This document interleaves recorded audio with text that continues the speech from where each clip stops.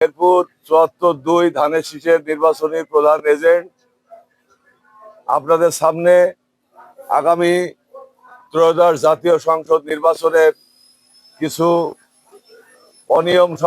অনিয়ম তুলে ধরার জন্য আজকের এই সাংবাদিক সম্মেলন এবং সাংবাদিকদের আহ্বান জানানো।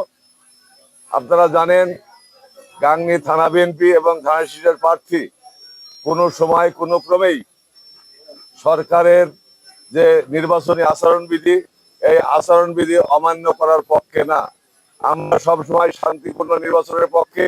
যেহেতু যে প্রশাসনের কিছু ভাইরা বিএনপি নেতা কর্মীদের অযথা হয়রানির চেষ্টা করছে, এই থেকে বন্ধ রাখার জন্য আহ্বান রাখছি। আমরা চাচ্ছি যে আগামী 12 তারিখের ত্রয়োদশ জাতীয় সংসদ নির্বাচন সুন্দর নিরপেক্ষ হোক, এটা আমরা চাচ্ছি।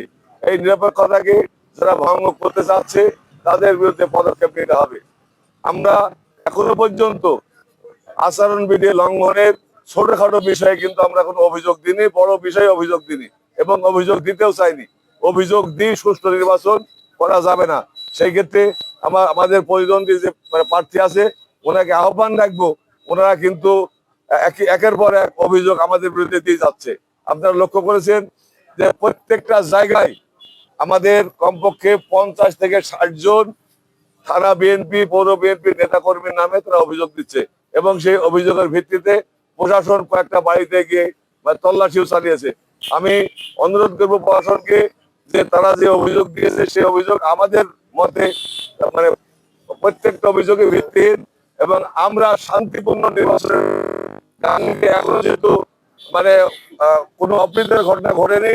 12 তারিখের নির্বাচনের একেবারে 4টা পর্যন্ত নির্বাচন পর্যন্ত কোন রকমের কোনো অপ্রীতিকর ঘটনা বিএনপির পক্ষ থেকে, ধানের শীষের পক্ষ থেকে ঘটবে না, এই আশাবাদ ব্যক্ত করছি আমরা।